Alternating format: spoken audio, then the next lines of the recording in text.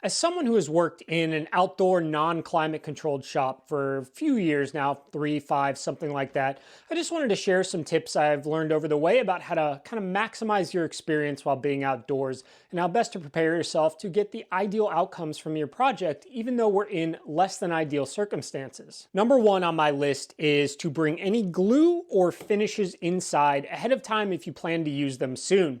I don't have a ton of room inside, so I don't permanently store everything in there, and maybe that would be ideal. But if I plan to glue something up at least 24 hours ahead of time, I'm bringing the glue inside my house. It needs to get to a certain temperature level. I don't really have the room inside my house to assemble everything there, so I have to come down here to do it. And then I still often bring the thing inside if it's small enough to dry in there as well. Every glue has a certain range of temperature, ideal humidity, and for the most part you can get away with outdoor climates in many places in America, but not all of them, especially the low end of the temperature. That becomes a problem in the winter for a lot of people. So if you're going to use finishes glues, which of course you are, consider bringing them inside ahead of time, a day or so before you need to use them, or if you have the room and the ability, do the gluing and the finishing all inside of a house or somewhere climate controlled where it can be in an ideal temperature and humidity range. Number two on my list mainly applies to those who live in colder weather climates, or at least have a part of the year where it's quite cold. Heating a shop is expensive. I have a few little space heaters. I turn them on when I'm in here, but I turn them off otherwise, and it gets quite cold. One thing I've learned over the years is that a few push-ups, some squats, any kind of leg raises, stuff like that will get your blood pumping and you will just feel warmer right away, and it will give you some time for the heaters to heat up and you'll just feel more comfortable. There's nothing worse than coming into the shop. It's 40 degrees. You're just in all these layers. It's not safe to be wearing a million layers while you're doing a bunch of things. So any kind of exercise you can do kind of stationary in place, anything at all, it's going to get the blood pumping and you'll just feel warmer faster to give those heaters a little longer to heat up and make it more comfortable. Up next on the list is going to be storing our wood properly. Now, the ideal kind of rule that everyone says is when you buy wood, no matter where you buy it from, you'd like to let it sit for a week, 2 weeks in your shop to acclimate. I know that's not going to happen. There are plenty of times when I've gone straight from purchase to build. I've had okay success with that. I've never had anything go wrong. I can't guarantee that'll happen to you, but ideally the longer you can wait to use it, the better. Now, when we wait for it, we have to put it somewhere and do something with it. Also, ideally, you can use vertical space on the wall, some shelves to get it up and use that area up above and not on the ground around. But when we store it, the ideal situation is to stack it with stickers or spacers in between. About every 8 to 12 inches seems to be ideal in my experience for how frequently you should put these. In an ideal world, you don't want to have just two pieces really far spread out and then a bunch of boards stacked on each other. That's not the best. So I just use construction lumber, scraps, anything like that. And I've got various sizes because depending upon how much I have lumber-wise, I don't have a ton of room. So sometimes it has to be a little bit less space than other times. I really like a 1/2 inch by a 1/2 inch. I think that's a good amount of spacing. It lets it dry. And then if you've milled your own wood or you bought some recently milled wood and it's wet, a lot of people seal the ends with a latex paint or even some kind of branded wood sealing paint on the end to prevent checking. I just use paste wax. I just put it all over the end grain, smear it in, wait for it to dry, put an extra little kind of mini coat on top, and then I let it dry. I've had no real issues with checking. I've got a bunch of elm over there drying from the summer. Only a single board, which is pretty close to the pith, has any kind of checking on it. Other than that, everything is fine. I didn't have to spend any extra money or a ton of money on a specialty end grain sealer, just some paste wax. It works out really good.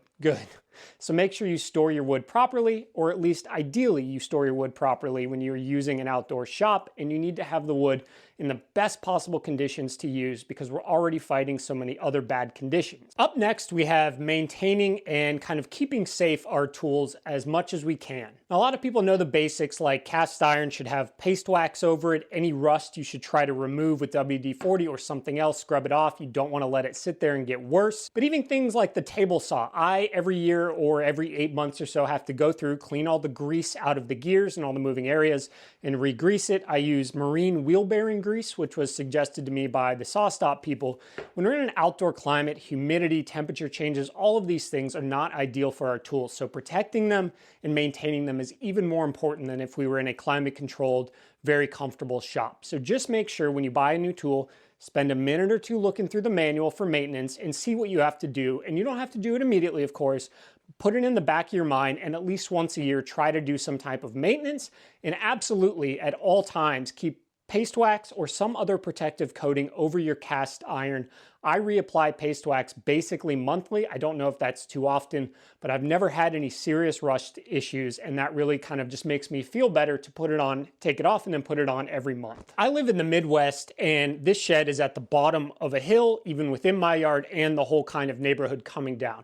Now, if you know anything about topography and Midwest weather, that means there is a flooding threat at least once, if not more times a year. Now, because of that, I've put a bunch of French drains around here and I've done other things externally, but inside I have everything that possibly can be is either sitting on top of something off the ground, a concrete block, casters, something like that, even just some pressure treated wood stacked a couple layers thick and things sat on it, or I have a space where I can put that. And anytime I see any kind of flood risk in the weather, I come down here and I make sure all the extension cords are off the ground, I make sure things are unplugged, and I make sure everything is up off the ground that possibly can be. There's nothing worse than having a flooding kind of in your area and then coming back down to your shop later and it's either got a bunch of water in it, which I've had happen. I have had this flood up to, half inch of just standing water, or to have something ruined because it's sitting in water and you just ahead of time, you could have prevented that. So make sure, depending upon your area, if you have a flood risk, to have a way to get things up off the ground if they're not already off the ground in case that time comes. This is an indoor and outdoor one, but especially important for those of you outdoor. These compressors, a lot of people have the pancake compressor in their small shop, have to be emptied. When we compress oxygen, air, water will build up in there as it condenses and it will sit in there. Water, metal, not best friends. There's almost always should be a valve somewhere on the bottom side. Turn the power off, turn the pressure all the way down, open that valve all the way, and for a little while it'll just be a bunch of air spitting out. It will be a little wet, and then as you get towards the end, water will quite literally start coming out. Once I kind of stop hearing a ton of pressure pouring out, I like to tip it on its side, kind of shake it around, move it, and you will just water will just keep coming out. And then at the very end, I kind of like to take my hand or my finger and just tap the valve and a few more drops will come out. I try to do this every week. In the summer, absolutely every week. Even in the winter, there will still be water in there. I did this maybe 5 days ago. I'm sure if I were to open it right now, there'd be some water. I went 2 weeks once in the summer before doing it. I just forgot for a week. I had to rag the water off of the floor and go wring it out outside. So much water can build up in these if you're not careful. So if you're in an outdoor shop, but in an inside one too, you need to let these loose. Let them open up, clear them out of air, and get the water out of there. Now, some people may agree or disagree with this, but I personally, in the winter, unplug all my heaters and turn the power off to the one that's kind of connected to the wall. I just do not leave those on at all. I do not want to take that risk. Some people may leave them on running. If I'm in here and I can see them and I can look for any kind of possible fire or electrical spark, obviously I leave them on. But the minute I can't have eyes on them, they're all going off for me. And yes, that means my shop gets cold and then warm and then cold and warm. But just think about those things. Anything that could possibly start a fire, if you are going to not be in the shop, if you can, unplug it, turn it off, whatever, just to have that peace of mind that you never have to worry about something combusting while you're out there and you don't have access to your fire extinguisher that's in the shop to put it out right away, and you lose everything. The next thing is something I've started getting into and getting better at over the past 2 years, and that's a yearly clean out, mainly looking for mold and spraying for insects. I spend a lot of time in here, and it's obviously a closed-in space. I don't have any windows in here. In the summer, I have all the garage door, everything open because it's just unbelievably hot. But other than that, I really worry about mold in here because it can get wet. I have had flooding. So every summer I drag 99% of this stuff out of here, 90%. This table saw is not moving anywhere. And I just look around, I check for mold. So far, I haven't had any, but I want to check every year. And then I spray a bunch of insect kind of repellent stuff, both outside and then along the walls. There is nothing worse than you are at a saw or some tool and it's moving and that gigantic spider comes across the floor and you can't get it. You're watching it and you know it's going to go under something and it's going to be in here. And you're never going to find it until it scurries out again right when you're using a tool again. I've also gotten really into hanging a bunch of fly tape, and it's not the greatest look and you got to keep it above your head, but it works so well. In the summer, because I have to leave the garage door open, it gets so hot in here. It flies everything like crazy. I'll have 15, 20 of those strips. I cut them in half.